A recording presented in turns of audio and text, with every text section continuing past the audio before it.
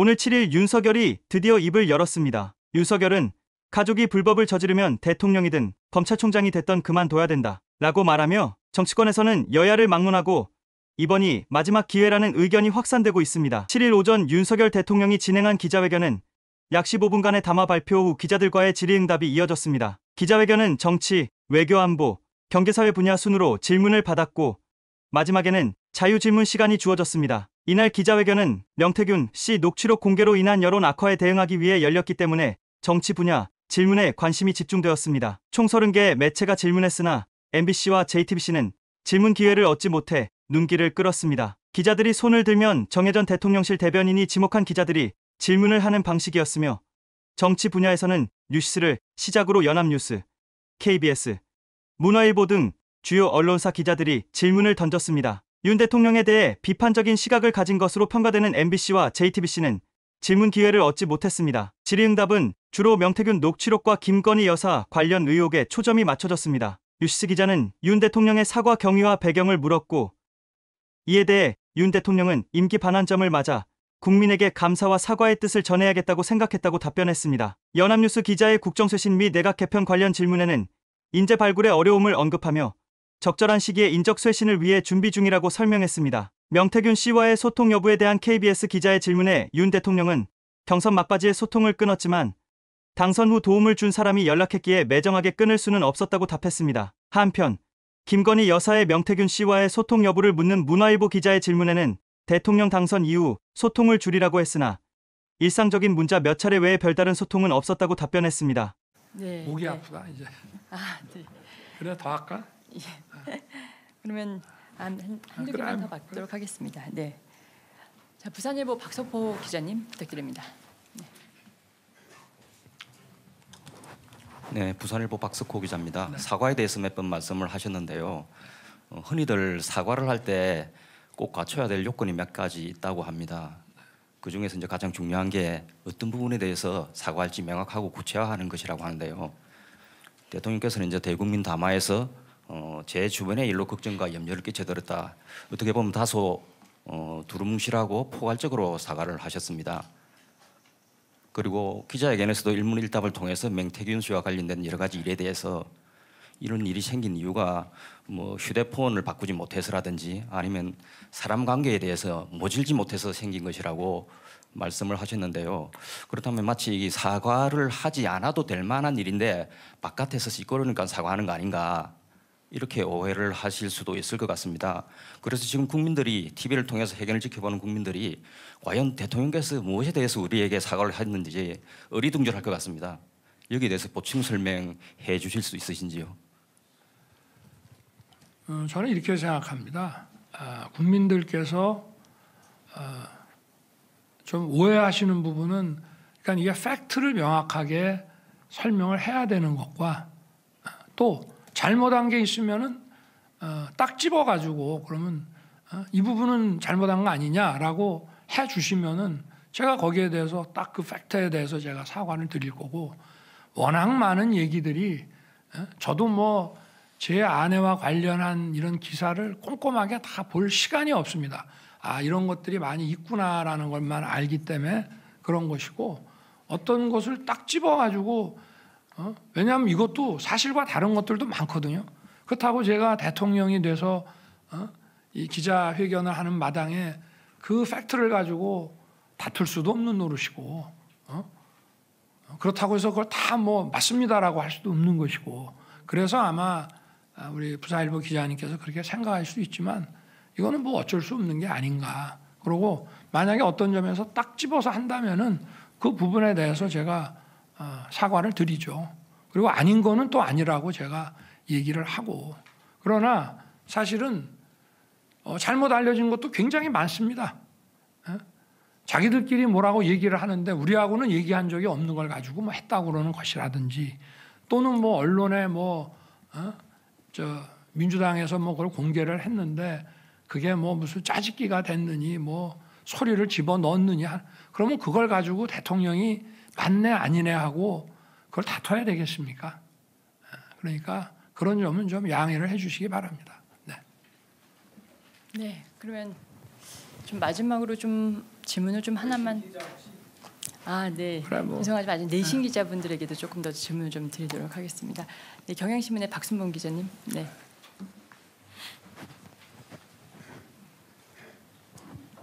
네, 경향신문 박순봉입니다. 방금 질문에 좀 연결해서 질문을 드리고 싶은데요.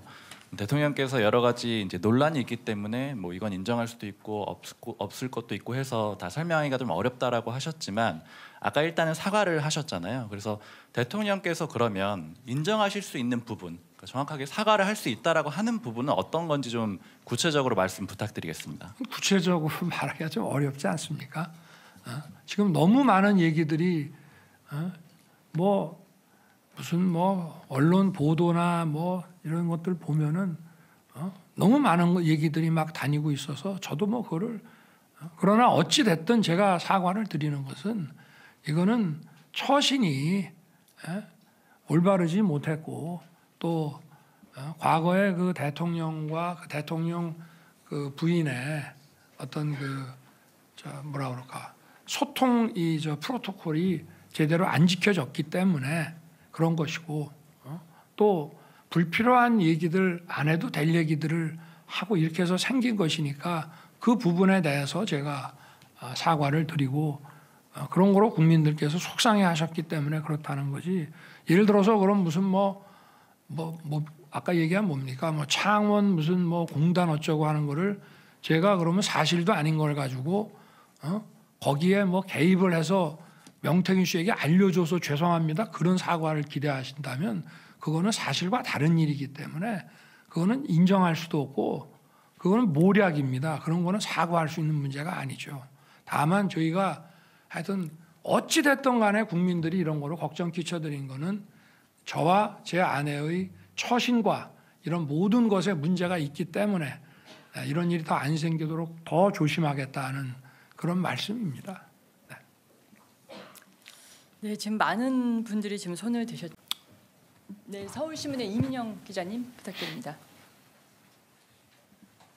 예, 대통령님 서울신문 이민영입니다. 저는 김건희 여사에 대해서 다시 여쭤보고 싶은데요. 대통령님께서 이제 모두의 주변 문제에 대해서 사과하셨는데요. 김건희 여사께서 직접 국민들 앞에 사과하실 생각이 있는지 궁금합니다. 그리고 이번에 기자회견 준비하시면서 혹시 김건희 여사께서 대통령님께 하신 말씀이 있는지도 궁금합니다.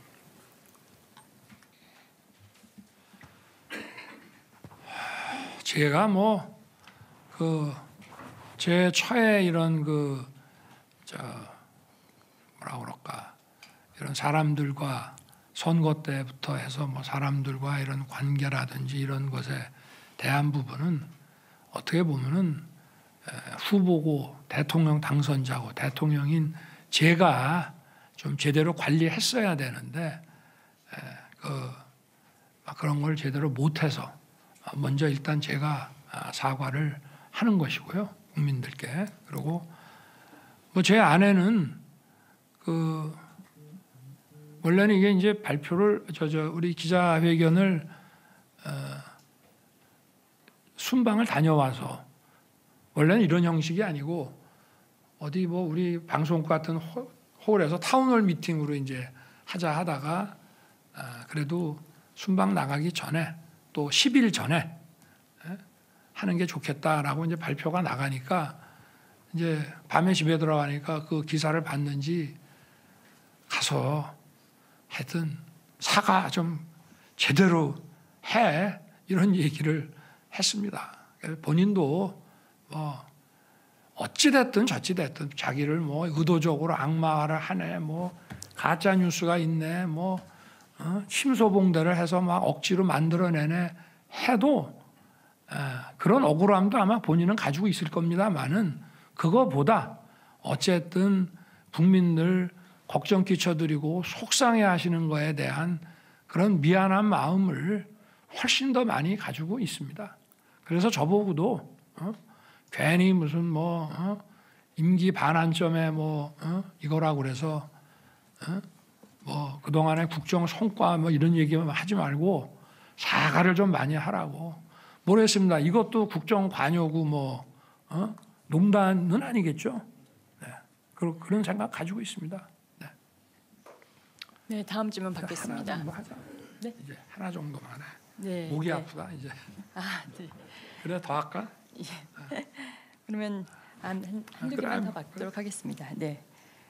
자, 부산일보 박. 안녕하십니까. 데일리 한국의 박준영입니다. 저는 체코 원전과 관련한 질문 드리겠습니다. 대통령님께서는 아까 우리 산업에 더 큰 활력을 불어넣어줄 사업이라고 하셨는데요. 한수원이 우선 협상 대상자로 선정됐지만 아직까지 그 의혹들이 계속 나오고 있는 것 같습니다. 특히 몇 차례 설명에도 불구하고 체코 원전이 헐값에 수주됐고 죄송합니다. 헐값에 수주됐고 또 부당한 금융 지원을 약속했다는 의혹은 사그라들지 않고 있는 것 같습니다. 대통령님께서는 이번 체코 원전 수주가 국익에 정말 도움이 되는지 그리고 본계약 체결을 장담하고 계시는지 궁금합니다. 지금 원전 2기를 24조 원에 수주한 거를 헐값이라고 한다면은 그건 너무 무식한 일단 얘기라고. 제가 우리 기자님을 무식하다고 하는 것이 아니라 그런 얘기들을 하는 분들한테 얘기를 하고 싶고요. 그거는 뭐 이런 국제 이런 상황을 좀 알아보면은 그리고 우리나라가 그 전에 우리나라 지금도 진행 중인 지금도 건설하려고 하는 우리나라 원전 또 UAE에 했던 바라카 원전 지금 또 진행되고 있는 이런 원전 이런 협상과 관련한 걸 다 보시면은 원전 2기에 24조라고 하는 것을 헐값이라고 한다는 거는 물론 이제 금액이 고정된 게 아닙니다. 그 사람들이 이 정도의 이제 예산안을 잡아놓고 이제 또 앞으로 이제 우선 협상 대상자이기 때문에 이제 이거는 가격과 조건과 이런 모든 것이 이제 원전 계약이라는 거는 계약서만 아마 한 이런 거로 몇 건 될 겁니다. 그거는 이제 내년 3월까지 가봐야 하는 것이고요. 일단 2기에 24조짜리를 헐값이라고 하는 거는 그거는 뭐 그건 말이 안 되는 얘기입니다. 그리고 과도한 금융 지원도 무슨 금융 지원 얼마 하기로 약속한 것도 없고요. 그리고 체코가 그렇게 이거를 막 무리하게 자기네 경제 어떤 사이즈에 무리하게 막 이것을 추진하는 것이 아니라 어차피 이거를 고정 비용을 좀 많이 넣어서 원전으로 해서 에너지를 생산할 건지 가스나 석유를 사올 건지 뭐 이런 걸 정하는 거기 때문에 그렇게 과도한 금융 지원이 나올 수가 없는 겁니다. 이거는 구체적으로 이제 또 협상을 해 나가면서 이제 해야 될 문제고요.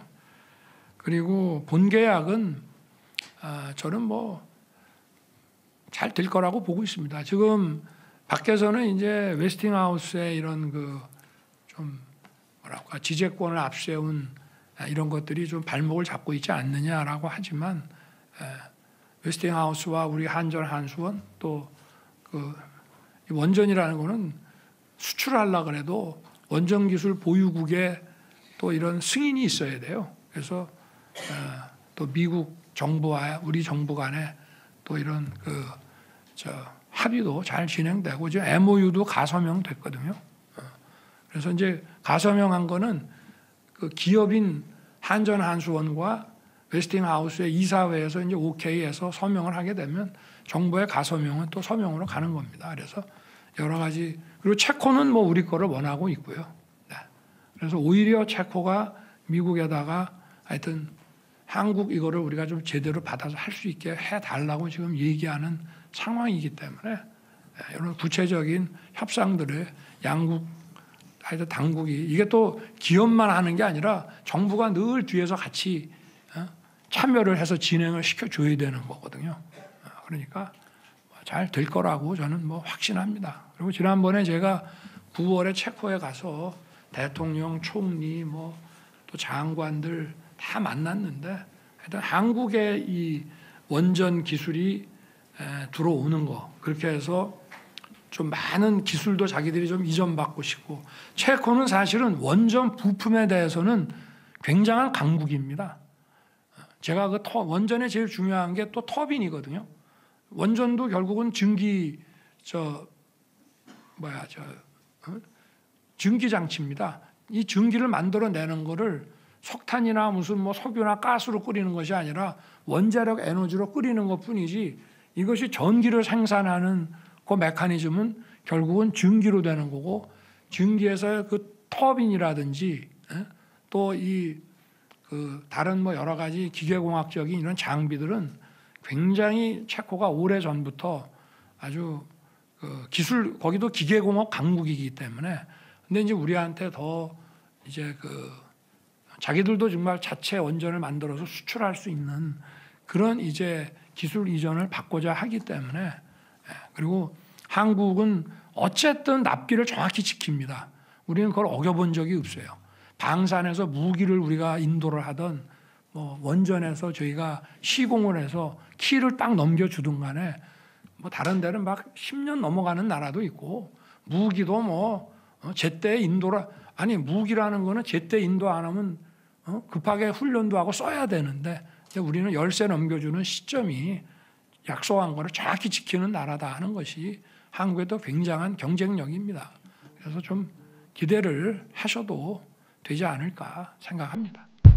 나는 헌법을 준수하고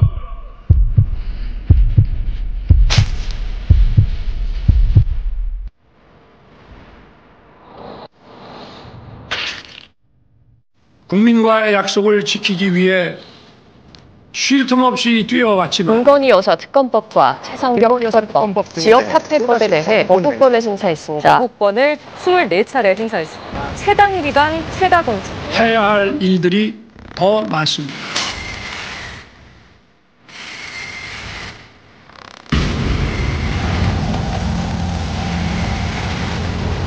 김 여사와 또 김 여사 모친 최우순 여사를 불기소 처분하기로 했다는 소식이 속보로 들어왔습니다. 피의자에 대해 혐의 없음 결정을 하였습니다.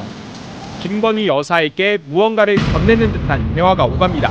양평간 고속도로의 노선 논란, 바뀐 노선의 점점 근처에는 김건희 여사 일가의 땅이 있습니다.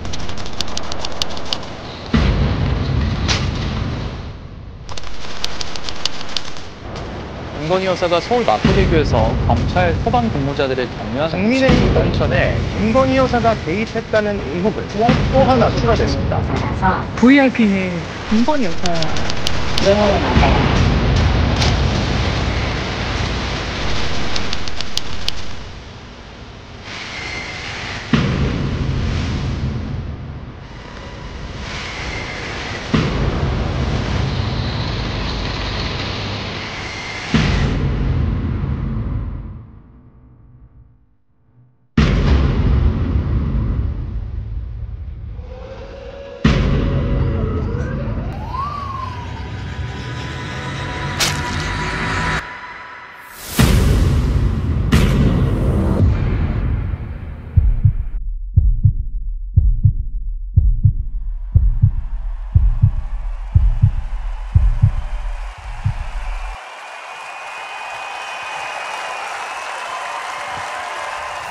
김건희, 윤석열 국정농단 국민이 심판한다. 심판한다. 심판한다. 심판한다.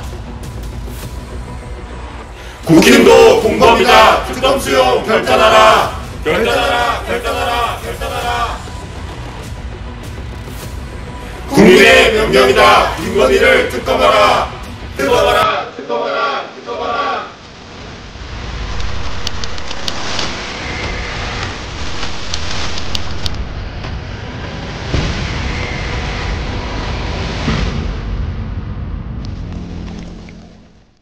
여러분들의 생각은 어떠신가요? 시청해주셔서 감사합니다. 구독과 좋아요, 알림 설정은 제작에 큰 힘이 됩니다.